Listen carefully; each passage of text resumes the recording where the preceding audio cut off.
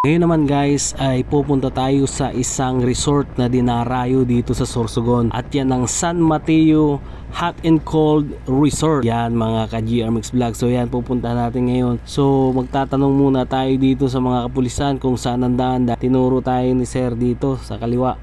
Dito tayo pupunta.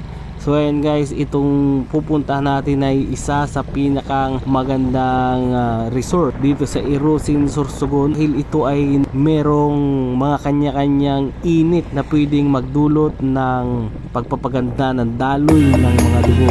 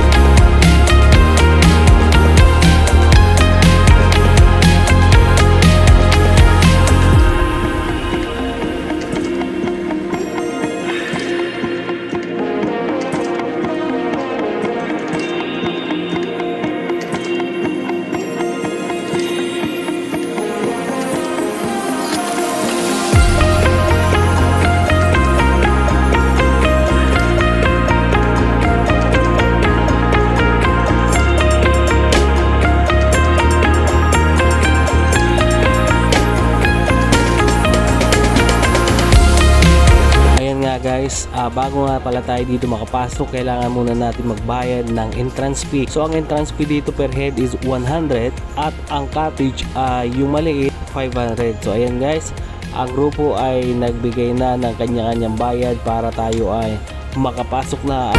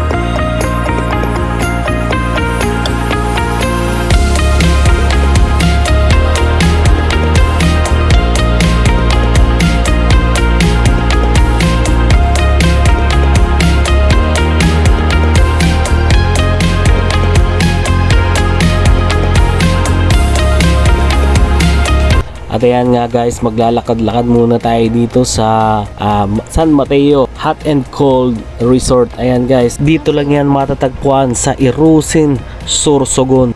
So marami nga pala ako dito nakita guys na parang mga stroke na naliligo. Dahil ayon sa nakausap kong gwardiya, dinarayo daw ito dahil mainam daw ito dun sa mga taong na-stroke. Dahil ang tubig dito ay mayroong kanya-kanyang temperature. So dun sa unang pool ay medyo katamtaman lang init, at dito sa pangalawang pool ay medyo talagang mainit. So mas malalim pati ito. At yun naman dun sa pinakandulo, dun sa malapit sa may cottage natin, ayun talaga ay napakainit guys.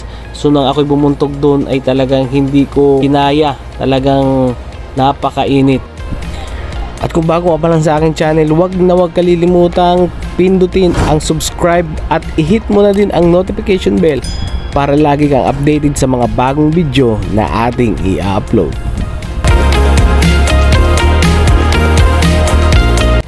At inalam ko nga kung bakit ba talaga dinarayo ito. So nung ako ay lumusong, talagang naramdaman ko yung maligamgam na tubig, lalo na kapag dun ka banda sa ilalim. So yan guys, talagang dito sa pool na ito, bawal tumalon, bawal magtumbling, bawal kumain, bawal magsabon. Yan ang patakaran dito guys.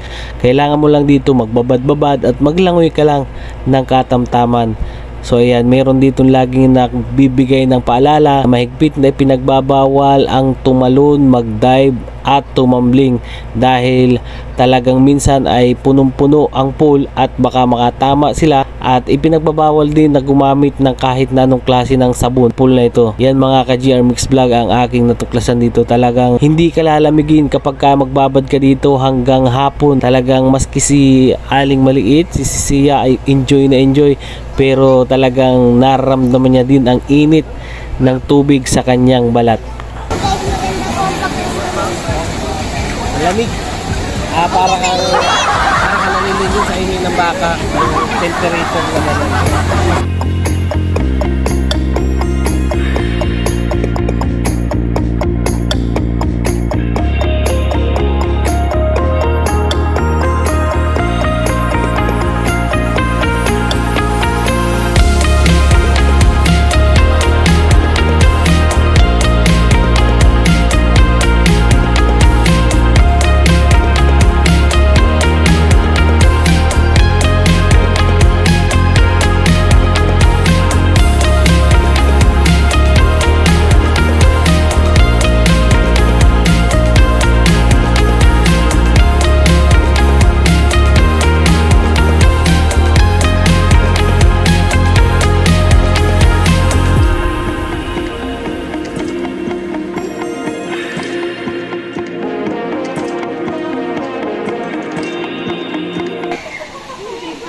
Okay guys, so ngayon ay na-experience na natin yung dalawang swimming pool. So parehas yun ay maligamgam. So yan, tingnan natin dito kung gaano kainit. So yan, may babala lang dito guys. Okay, tara, let's go.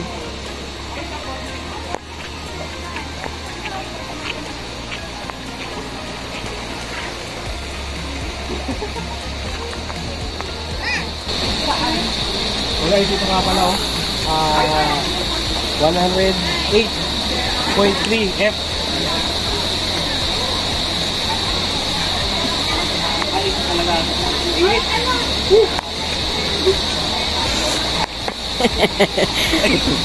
Mainit, para ako nagtutok sa kape. Lamig. Hindi mo kaya siya dito, Maya. Ako daw. Dali sa baba. Sige, ikaw nga. Try mo. Dali. Sige na. Pag nakatagal ka kahit 10 seconds, bibigyan kita ng Jollibee mamaya. Dali. Kaya. Huwag ka sa'yo na yung Jollibee mo. 100. 108. Dito 101, oh. Ito ang tatry natin. Oo. Dali.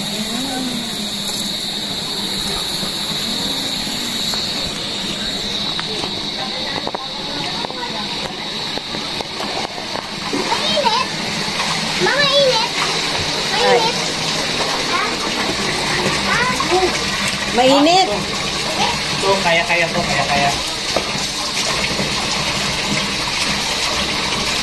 Pero, mainit. Mainit. Pero, okay na. Kaysa doon sa isa. Mainit yan siya, huwag ka magganyan. Hindi kaya, masakit. Ayan po, di ko kaya masakit. Aray ko.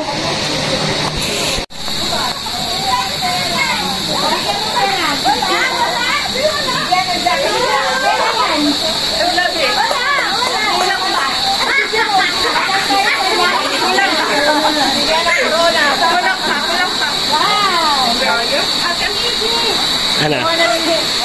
Mainit talaga?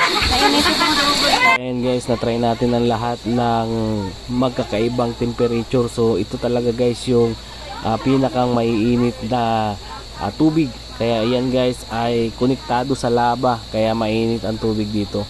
So ayan guys, thank you so much for watching. At magkita tayo sa susunod na video na ating i-upload. Thank you so much.